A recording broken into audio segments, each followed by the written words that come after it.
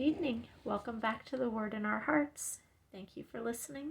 We're going to start in Exodus. We're back to chapter 11, and as you can see, I'm back in my prayer closet front porch. The plague on the firstborn. Now the Lord had said to Moses, I will bring one more plague on Pharaoh and on Egypt.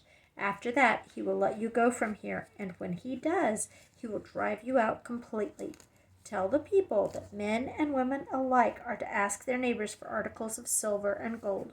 The Lord made the Egyptians favorably disposed towards the people, and Moses himself was highly regarded in Egypt by Pharaoh's officials and by the people.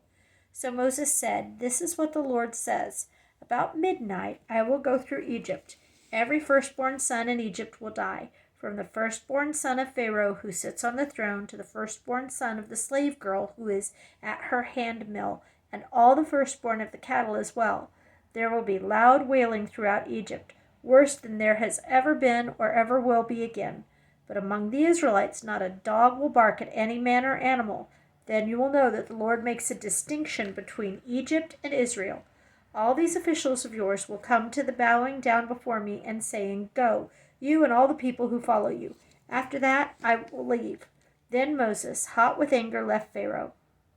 The Lord said to Moses, Pharaoh will refuse to listen to you, so that my wonders may be multiplied in Egypt. Moses and Aaron performed all these wonders before Pharaoh, but the Lord hardened Pharaoh's heart, and he would not let the Israelites go out of his country. Chapter 12, the Passover. The Lord said to Moses and Aaron in Egypt, This month is to be for you the first month of your year. Tell the whole community of Israel that on the 10th day of this month each man is to take a lamb for his family, one for each household. If any household is too small for a whole lamb, they must share one with their nearest neighbor, having taken into account the number of people there are. You are to determine the amount of lamb needed in accordance with what each person will eat. The animals you choose must be year-old males without defect, and you may take them from the sheep or the goats. Take care of them until the 14th day of the month, when all the people of the community of Israel must slaughter them at twilight. Then they are to take some of the blood and put it on the sides and tops of the door frames of the houses where they eat the lambs. That same night they are to eat the meat roasted over the fire, along with bitter herbs and bread made without yeast. Do not eat the meat raw or cooked in water, but roasted over the fire, head, legs, and inner parts. Do not leave any of it till morning. If some is left till morning, you must burn it. This is how you are to eat it, with your cloak tucked into your belt, your sandals on your feet, and your staff in your hand. Eat it in haste. It is the Lord's Passover. On that same night I will pass through Egypt and strike down every firstborn, both men and animals, and I will bring judgment on all the gods of Egypt. I am the Lord. The blood will be a sign for you on the houses where you are, and when I see the blood I will pass over you. No destructive plague will touch you when I strike Egypt. This is a day you are to commemorate for the generations to come. You should celebrate it as a festival to the Lord, a lasting ordinance. For 7 days you are to eat bread made without yeast. On the first day remove yeast from your houses, for whoever eats anything with yeast in it from the first day through the 7th must be cut off from Israel. On the first day hold a sacred assembly, and another one on the 7th day. Do no work at all on these days except to prepare food for everyone to eat. That is all you may do. Celebrate the feast of unleavened bread, because it was on this very day that I brought your divisions out of Egypt. Celebrate this day as a lasting ordinance for the generations to come. In the first month you are to eat bread made without yeast from the evening of the 14th day until the evening of the 21st day. For 7 days no yeast is to be found in your houses, and whoever eats anything with yeast in it must be cut off from the community of Israel, whether he is an alien or native born. Eat nothing made with yeast. Whatever you live, you must eat. Wherever you live, you must eat unleavened bread. Then Moses summoned all the elders of Israel and said to them, Go at once and select the animals of your families and slaughter the Passover lamb. Take a bunch of hyssop, dip it into the blood of the basin, and put some of the blood on the top and both sides of the door frame. Not one of you shall go out the door of his house until morning. When the Lord goes through the land to strike down the Egyptians, he will see the blood on the top and sides of the doorframe and will pass over that doorway. He will not permit the destroyer to enter your houses and strike you down. Obey these instructions as a lasting ordinance for you and your descendants. When you enter the land that the Lord will give you as he promised, observe this ceremony. And when your children ask you, "What does this ceremony mean to you?" tell them, "It is the Passover sacrifice to the Lord who passed over the houses of the Israelites in Egypt and spared out homes when he struck down the Egyptians." Then the people bowed down and worshipped. The Israelites did just what the Lord commanded Moses and Aaron. At midnight, the Lord struck down all the firstborn in Egypt, from the firstborn of Pharaoh, who sat on the throne, to the firstborn of the prisoner who was in the dungeon, and the firstborn of all the livestock as well.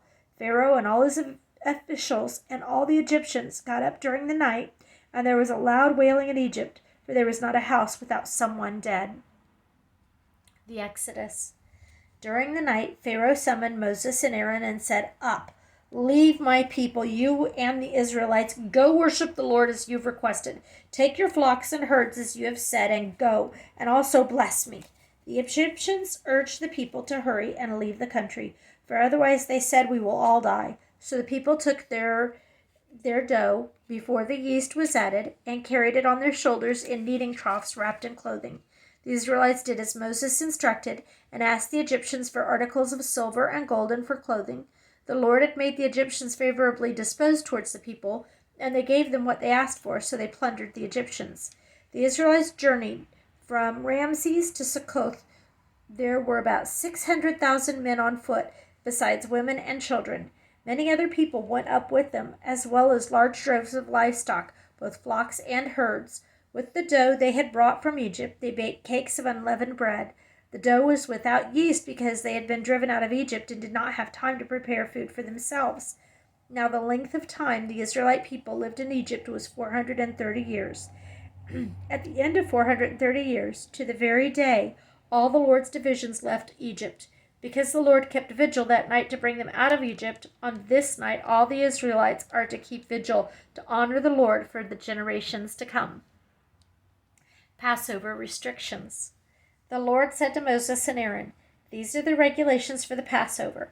No foreigner is to eat of it. Any slave you have bought may eat of it after you have circumcised him, but a temporary resident and a hired worker may not eat of it. It must be eaten inside one house. Take none of the meat outside the house. Do not break any of the bones. The whole community of Israel must celebrate it. An alien living among you who wants to celebrate the Lord's Passover must have all the males in his household circumcised. Then he may take part like one born in the land. No uncircumcised male may eat of it. The same law applies to the native born and to the alien living among you." All of the Israelites did just what the Lord had commanded Moses and Aaron, and on that very day the Lord brought the Israelites out of Egypt by their divisions. Chapter 13. Conservation of the Firstborn. The Lord said to Moses, "Consecrate to me every firstborn male. The first offspring of every womb among the Israelites belongs to me, whether man or animal." Then Moses said to the people, "Commemorate this day, the day you came out of Egypt, out of the land of slavery, because the Lord brought you out of it with a mighty hand. Eat nothing containing yeast. Today, in the month of Abib, you are leaving. When the Lord brings you into the land of the Canaanites, Hittites, Amorites, Hivites, and Jebusites, the land he swore to your forefathers to give you, a land flowing with milk and honey. You are to observe this ceremony in this month. For 7 days, eat bread made without yeast, and on the 7th day hold a festival to the Lord. Eat unleavened bread during those 7 days. Nothing with yeast is to be seen among you, nor shall any yeast be seen anywhere within your borders. On that day tell your son, 'I do this because of what the Lord did for me when I came out of Egypt.' This observance will be for you like a sign on your hand, a reminder on your forehead, that the law of the Lord is to be on your lips, for the Lord brought you out of Egypt with his mighty hand. You must keep this ordinance at the appointed time, year after year. After the Lord brings you into the land of the Canaanites and gives it to you as he promised on oath to you and to your forefathers, you are to give over to the Lord the first offspring of every womb. All the firstborn males of your livestock belong to the Lord. Redeem with a lamb every firstborn donkey, but if you do not redeem it, break its neck. Redeem every firstborn among your sons. In days to come, when your son asks you, what does this mean? Say to him, with a mighty hand the Lord brought us out of Egypt, out of the land of slavery. When the Pharaoh stubbornly refused to let us go, the Lord killed every firstborn in Egypt, both man and animal. This is why I sacrifice to the Lord the first male offspring of every womb, and redeem each of my firstborn sons. And it will be like a sign on your hand and a symbol on your forehead that the Lord brought us out of Egypt with his mighty hand. Crossing the sea. When Pharaoh let the people go, God did not lead them on the road through the Philistine country, though that was shorter.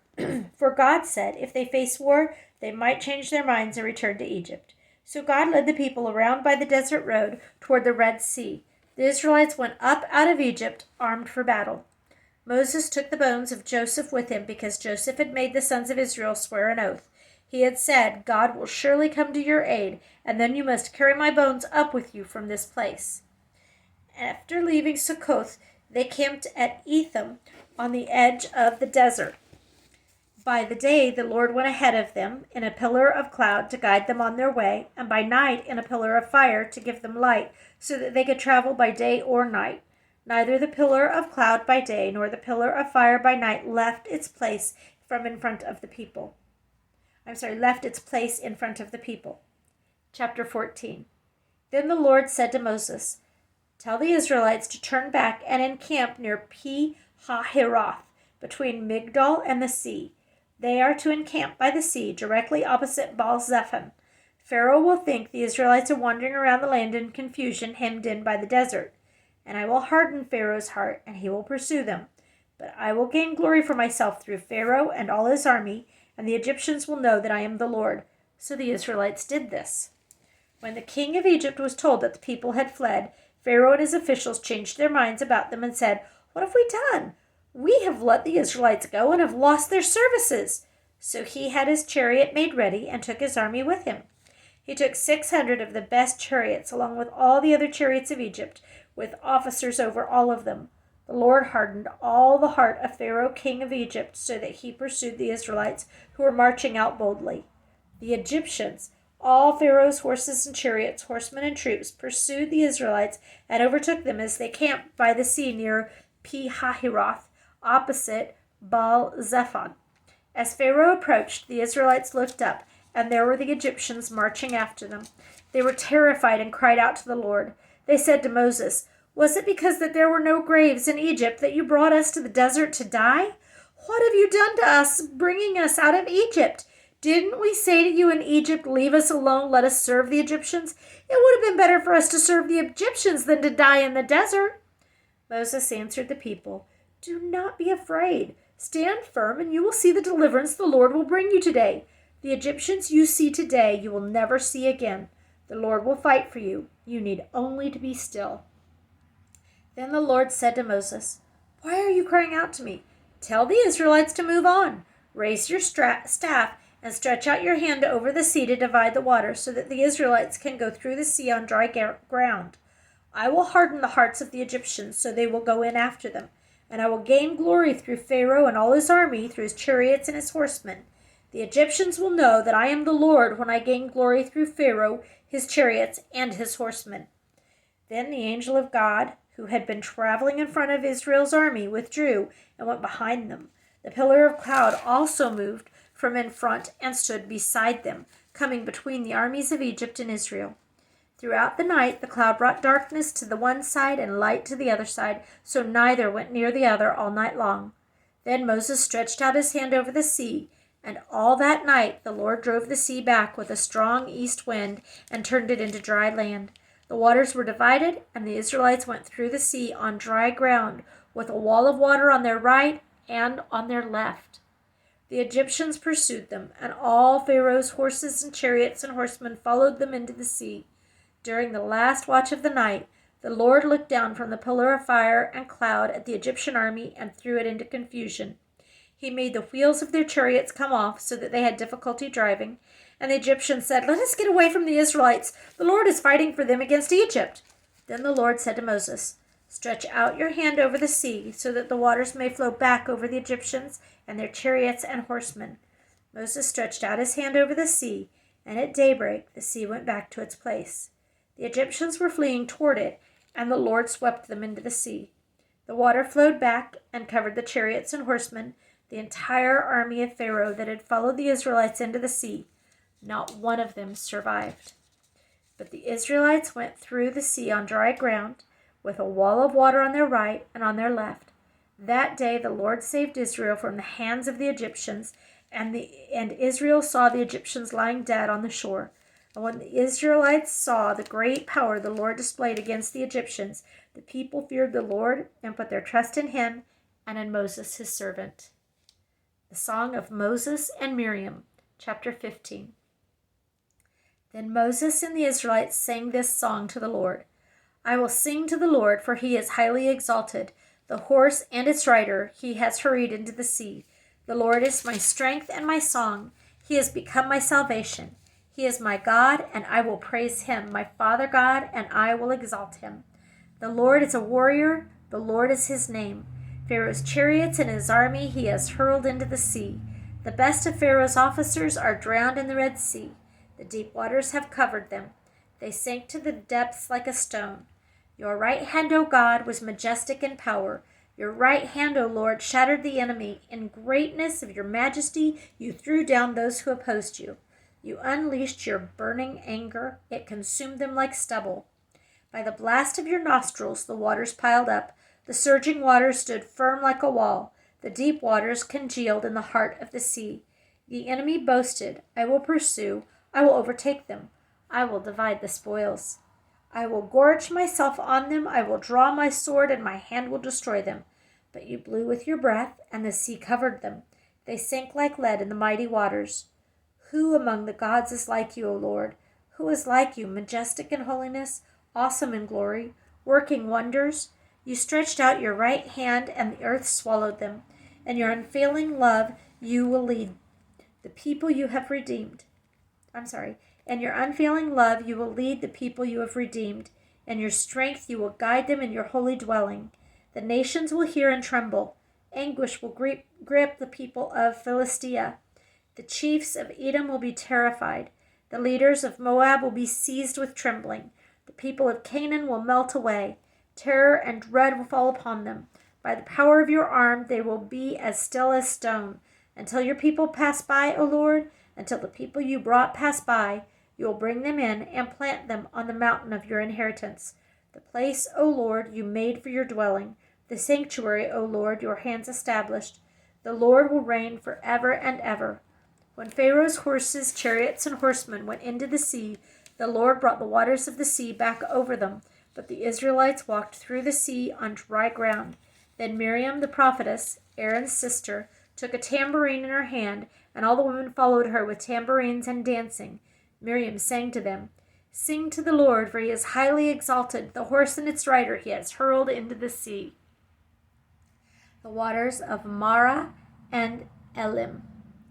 Then Moses led Israel from the Red Sea, and they went into the desert of Shur. For 3 days they traveled in the desert without finding water. When they came to Marah, they could not drink its water because it was bitter. That is why the place is called Marah.